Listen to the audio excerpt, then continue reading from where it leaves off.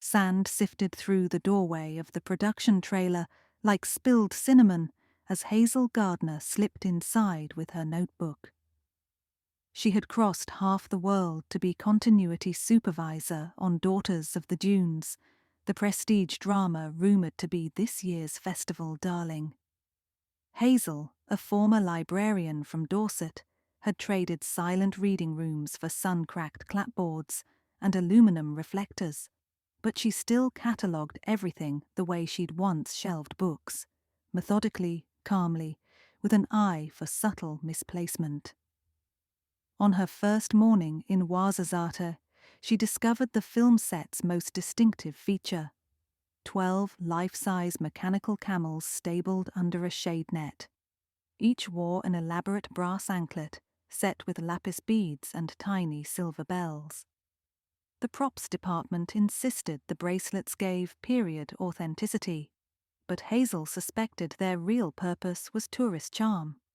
Still, when the breeze stirred and the camel's legs flexed, the bells chimed in a strangely ordered rhythm that tickled her memory. While actors rehearsed swordplay under the blistering sun, Hazel knelt beside a camel labelled Noor. She clicked her pen twice, paused, clicked 3 times, mimicking the little bells. Dot, dot, dot, dot, dot. Morse code. Her grandfather, a ship's radio operator during wartime convoys, had taught her to recognize its staccato music anywhere. "Trying to start a conversation with the props?" asked Lena Haddad, the Moroccan animal wrangler, approaching with a thermos of mint tea. Hazel smiled. "Listening, actually. These bells aren't random. They're spelling things." Lena lifted an eyebrow. "Like what?" "Just now I heard dot dash, C, then dash dash dash. Oh, and dot dash, air. Co-air." Then it stopped. Hazel straightened.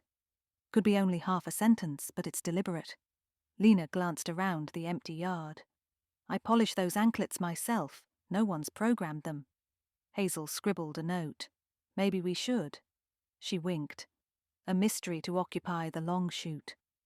By dusk, the production hummed with excitement.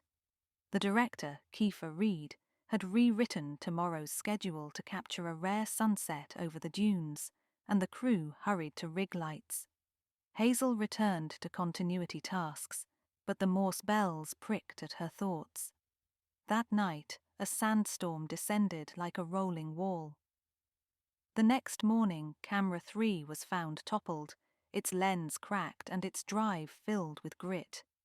Insurance would replace it, but losing a day's footage meant the film risked missing its festival submission. Reed stormed about, suspecting negligence. Hazel watched him carefully. She had logged his early departure before the storm, which meant someone else must have been near the camera at midnight. While tempers flared, the camels jangled softly. Hazel stepped near and listened. Dash, dash, dash, dot. Oh, then dash, dot, COC. But the storm's wind mashed further letters into a metallic hiss. Lena joined her. "You hear it too? It's eerie." "Today it's an O and a C," Hazel said. "Yesterday a COA. Jumbled, but similar letters. Could be part of Sabotage," she mused aloud. "But we need more." At lunch, Hazel found the sound designer Rafael Vieira splicing takes in his mobile studio. She asked about recording the camel bells. "They're incidental," Rafael said, removing his headphones. "Though, funny you mention it, they fall on perfect quarter-second intervals. I assumed the animatronic algorithm set them.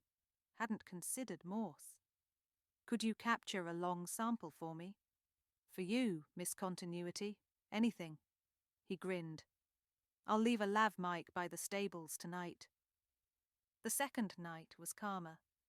Hazel and Lena shared a lantern on the patio of the Casbah-style hotel, drinking date liqueur while the crew nursed bruised egos. "Someone loosened the tripod bolts," Lena confided. "Prop department swears they left it solid." Hazel pursed her lips. If cameras break and delays pile, Daughters of the Dunes won't qualify for Cannes. Another picture might slip into its slot. And awards mean money, distribution, careers. Lena traced condensation on her glass. Plenty motive. Raphael approached, breathless. Got your recording? It's unsettling. He placed a small speaker on the table. The Camel bells clinked in loops. Hazel closed her eyes, translating mentally. Dash, dash, dash, O dot dash dot dot, F dash dash dash, O dash dot, A ofo. No, wait. She rewound. Something's off, she murmured. Then the sequence repeated, longer, clearing the static. Dash dot dot dot, B dot, E dot dot dot, S dot dash, A dot, E B E S A E. Nonsense. She wrote the symbols.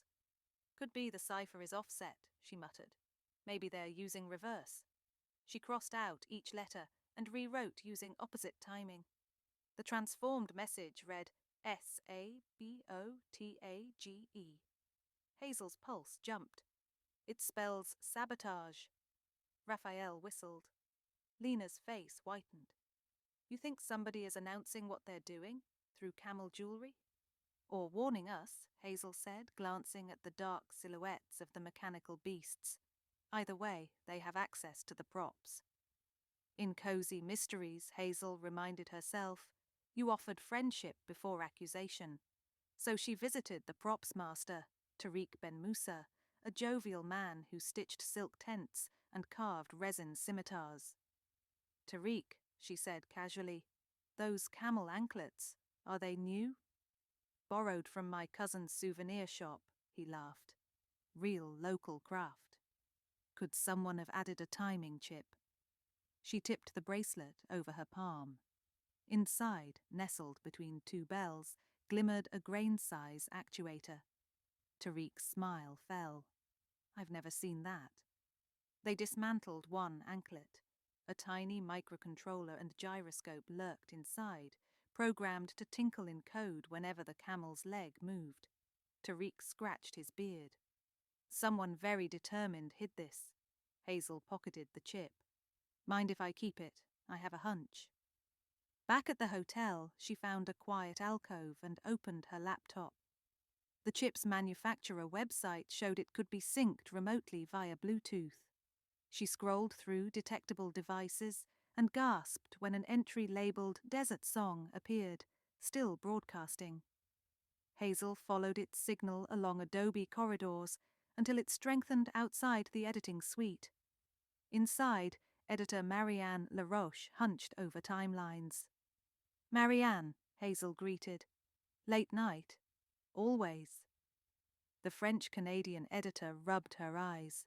Rolls of film were draped like scarves around her neck, a trick to stop them tangling on the dusty floor.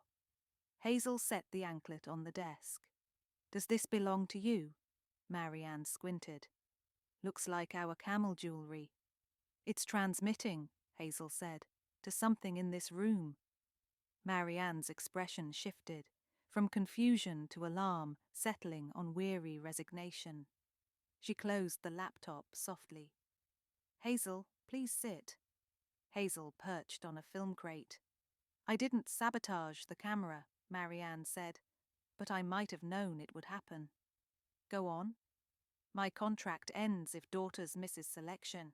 Another producer dangled a plum job if I feed him inside gossip and slow our post schedule just enough. She swallowed. I planted the chips so I'd know when accidents occurred, not to cause them. And you never warned us. I felt trapped. Hazel sighed. Trapped people can still choose honesty. She stood. But if someone else is causing the accidents, who? Marianne glanced at her timeline. Ask the man who benefits most if we fail. Our own director. Hazel stared. Reed? But he's the auteur. And he's in massive debt after his last flop, Marianne whispered.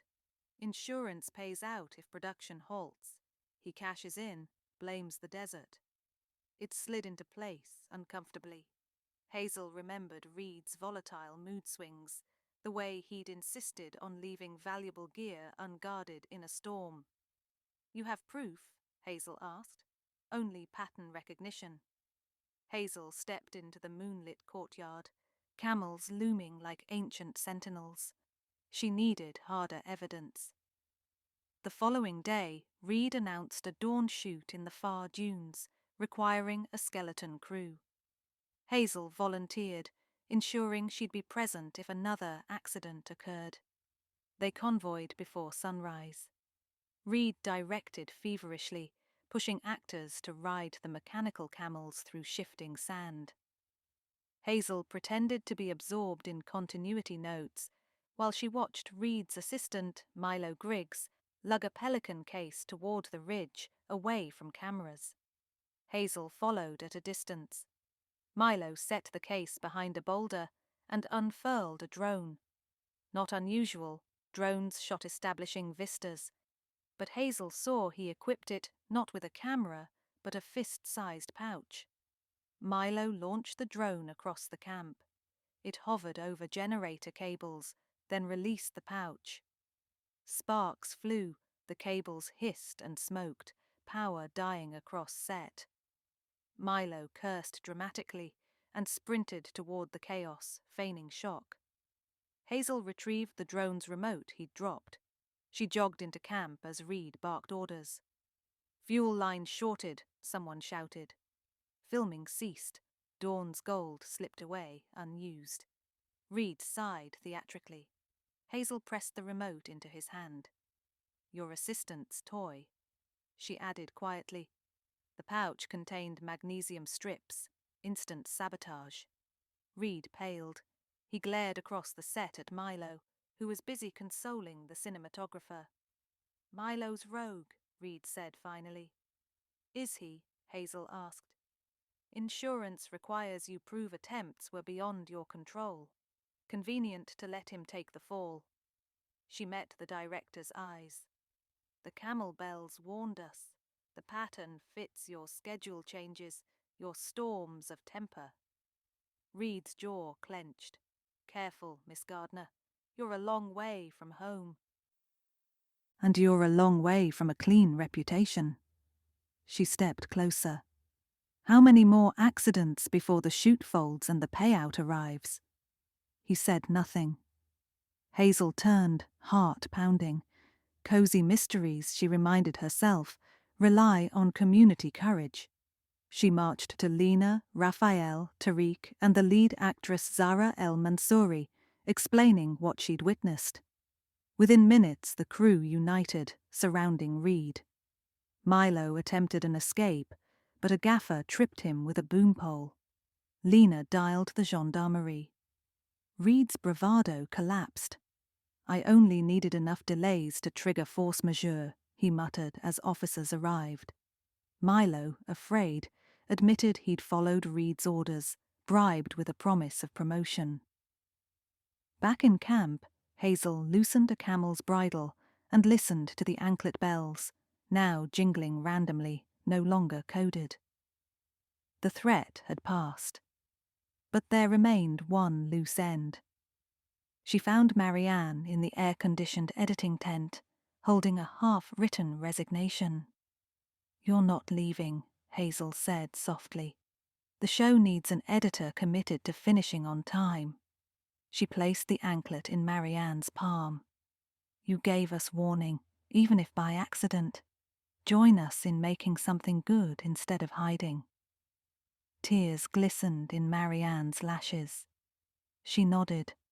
3 weeks later, Daughters of the Dunes wrapped principal photography without further incident. Word spread of Reed's arrest.